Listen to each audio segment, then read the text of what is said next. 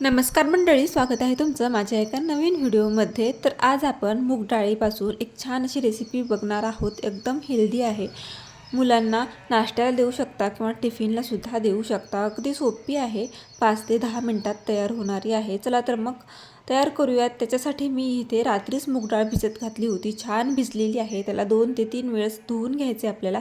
त्याच्यानंतर मिक्सरच्या भांड्यात टाकायची आहे आणि छान असं पाणी टाकून आपल्याला त्याचं बॅटर तयार करून घ्यायचं आहे। तर मिक्सरला फिरून मी अशा प्रकारे बॅटर तयार करून घेतलेलं आहे। ते बॅटर एक आपल्याला मोठ्या बाउलमध्ये काढून घ्यायचं आहे। तर अशाच प्रकारे राहिलेले आहे ते सुद्धा मी मिक्सरला फिरून घेणार आहे आणि छान त्याचं बॅटर तयार करून घेणार आहे।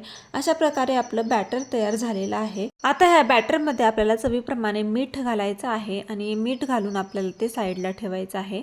तर इथे मीठ घातलेलं आहे मी आणि मिक्स करून घेणार आहे आणि 5 ते 10 मिनिटासाठी याला साईडला ठेवूयात। तोपर्यंत आपण भाज्या कट करून घेऊयात। घरी जे काही भाज्या अवेलेबल आहेत, तुम्ही बीट घेऊ शकता, गाजर, शिमला मिर्च, हव्या त्या भाज्या तुम्हाला जे आवडत असतील त्या तुम्ही भाज्या इथे यूज करू शकता। तर अशा प्रकारे बॅटर मी छान असं मिक्स करून साईडला ठेवलेलं आहे। इथे मी टोमॅटो, गाजर खिसून घेतलेला आहे आणि टोमॅटो, कांदा जे आहे ते बारीक कट करून घेतलेला आहे। तुम्ही मिरचीसुद्धा घेऊ शकता, लहान मुलं खाणारे आहेत म्हणून मी मिरची टाकणार नाही आहे वरून। त्याच्यानंतर आपल्याला तवा घ्यायचा आहे, त्याच्यावर तेल लावून घ्यायचं आहे आणि छान असं आपल्याला अशा प्रकारे उत्तप्पा पसरवून घ्यायचा आहे। जास्त पसरवून घेऊ नका, उत्तप्पा हा जाडसरच असतो, जास्त पातळ नसतो। जाडसरच उत्तप्पा मी बनवून घेतलेला आहे। त्याच्यावरून आता आपल्याला गाजर, टोमॅटो, कांदा टाकून घ्यायचा आहे। तुम्ही मिरचीसुद्धा कट करून घेऊन टाकू शकता, पण मी मुलं खाणारे आहेत म्हणून मी मिरची टाकलेली नाही आहे। तर अशा प्रकारे आपल्याला टाकायचं आहे आणि आपल्याला वरून तेल सोडायचं आहे, म्हणजे आपल्याला डोसा जे आहे ते उत्तप्पा जे आहे तर ते आपला चिकटणार नाही तव्याला। तर अशा प्रकारे मी टाकून घेतलेल्या आहेत भरपूर साऱ्या भाज्या। आता वरून आपल्याला तेल टाकायचं आहे, म्हणजे छान असा आपला पटापट हा उत्तप्पा निघून जाईल।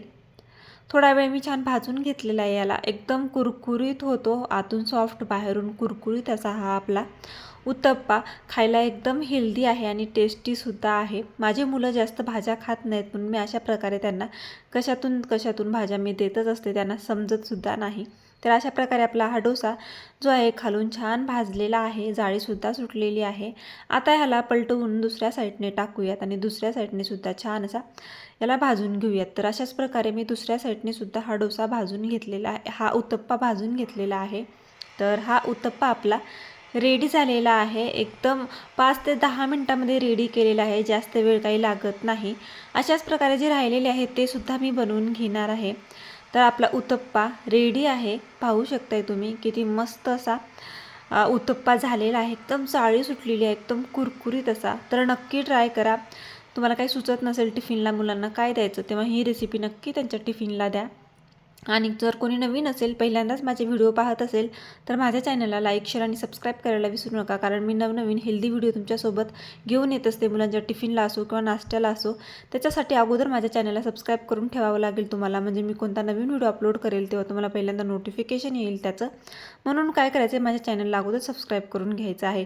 तर आपला हा मस्त सकाळचा नाश्ता, मुलांचा टिफिन रेडी आहे। झटपट नक्की ट्राय करा। व्हिडिओ आवडला असेल तर लाईक, शेअर आणि सबस्क्राईब। Bye bye.